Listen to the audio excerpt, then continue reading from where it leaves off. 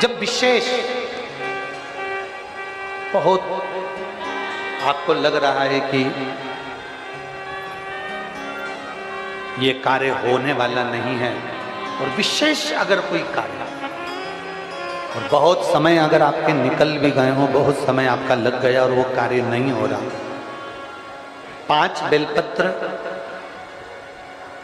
अशोक सुंदरी वाली जगह पर जब आप चढ़ाएंगे तो ये डंडी का जो भाग है, ये डंडी का भाग जहां से पानी बहता है, जहां से जल बहता है, उस स्थान की ओर इस डंडी के भाग को रखेंगे। 5 बेलपत्र, एक बेलपत्र जब डंडी का भाग हमने इधर कर दिया, थोड़ा समझ लें अच्छे से, जैसे ये जलाधारी समझ लो, एक बेलपत्र अपन ने रखी, डंडी का भाग जहां से जल बह रहा है उस ओर है। दूसरी बेलपत्र हमने उठाई और दूसरी बेलपत्र की डंडी को मध्य भाग की पत्ती पर, दूसरे नंबर की पत्ती मध्य बीच वाली पत्ती है उस पर, तीसरी बेलपत्र को फिर बीच वाली पत्ती पर, इस तरह से 5 बेलपत्र हमें देवादिदेव महादेव को समर्पित करना चाहिए। 5 बेलपत्र पर अपनी 3 उंगलियां भगवान शंकर की 5 बेलपत्र पर स्पर्श और 1 लोटा जल भगवान शंकर को पंचाक्षर मंत्र नमः शिवाय, षडाक्षर मंत्र ओम नमः शिवाय या श्री शिवाय नमस्तुभ्यम कहकर जल चढ़ाने की दिशा, हमने पहले भी आप लोगों से कहा, अगर विशेष कोई कामना से हम जल चढ़ाते हैं, विशेष कोई मन की बात है और वो नहीं हो रही, उसके लिए हम जल चढ़ाते हैं, तो ध्यान रखने वाला विषय है, जहां से जल बहता है उसके ठीक विपरीत में आप बैठ जाओ। जल उत्तर की ओर जा रहा है, आप दक्षिण में बैठ लो, दक्षिण में बैठकर उत्तर की ओर मुख कर लो, क्योंकि जल उत्तर की ओर जा रहा है। इधर जल जा रहा है तो आपका बैठना इधर होना चाहिए, इधर जल जा रहा है तो आपका बैठना हम जहां बैठे ऐसा होना चाहिए, इधर जल जा रहा है तो आप जैसे बैठे हो वैसा होना चाहिए। वहां बैठकर 5 बेलपत्र रखकर उंगली का स्पर्श कर कर पंचाक्षर मंत्र या षडाक्षर मंत्र या श्री शिवाय नमस्तुभ्यम बोलकर फिर जल की धार दोनों हाथ से देवादिदेव महादेव को अपने मन की कामना कर कर अशोक सुंदरी से अपने दिल की बात कहते हुए चढ़ाइए। 2 या 2.5 महीना होगा और देवादिदेव महादेव आपका वो कार्य सफल करेगा। शंकर भगवान ने कहा, पार्वती तुम में वो शक्ति है कि तुम अकेली नहीं रह सकते, सामने अशोक का वृक्ष है, आप प्रार्थना करोगी तो आपका एकांत समाप्त हो। पार्वती जी ने हाथ जोड़कर अशोक के वृक्ष से सम्मुख में से मां पार्वती जी ने अपने तप और बल से एक कन्या को प्रकट कर लिया, जिसका नाम अशोक सुंदरी हो गया।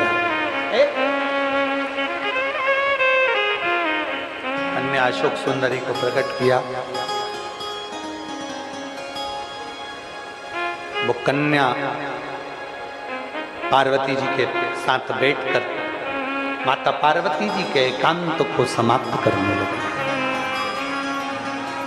इतनी प्रिय हुई मेरे देवादिदेव महादेव। वापिस जब लौट कर आए पार्वती जी को लेने के लिए, पार्वती जी के पास में जब पहुंचे मेरे देवादिदेव महादेव, जैसे ही माता पार्वती जी के करीब में पहुंचे, कन्या को देखा, कन्या को, और महादेव ने जैसे ही कन्या को देखा, देखते से ही भगवान शंकर ने पूछ लिया माता पार्वती जी से। भगवान शंकर ने पूछा, पार्वती ये कौन है?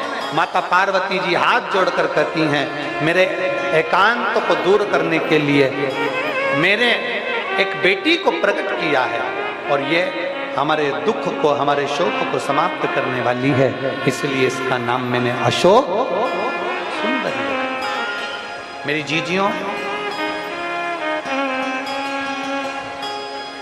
मेरे बेटियों, मेरे जीजाओं, मेरे भाई माताओं, एक बात बहुत अच्छे से अपनी चित्त वृत्ति में उतारिएगा, बहुत अच्छे से। पहले समझ लो कि अशोक सुंदरी का स्थान, आप लोगों को तो मालूम है ना सबको, ये जो पीठिका होती है, इस पीठिका में एक मिनट देखो, इसको इससे समझो। ये जो पीठिका है, ये पीठिका माता पार्वती जी का हस्त कमल, इस पीठिका, ये भगवान शंकर का शिवलिंग हो गया। ऊपर से जो जलाधारी में से एक एक बूंद पानी नीचे टपकता है, वो भगवान शंकर की 5 बेटियां जया, विषहरा, शामली भारी, दौतली और देव। और इस पीठिका के सम्मुख में जहां से पानी नीचे गिरता है, जहां से ये जो भाग आगे जाके होता है जहां से पानी नीचे गिरता है, इसके राइट में श्री गणेश जी, लेफ्ट में श्री कार्तिकेय जी और मध्य में एक मोटी सी, प्रत्येक शंकर के शिवलिंग की जलाधारी में एक मोटी सी बीच में एक लाइन होती है, मोटी सी। वो स्थान अशोक सुंदरी का होता है। वो स्थान अशोक सुंदरी का होता है, उसको अशोक सुंदरी का स्थान।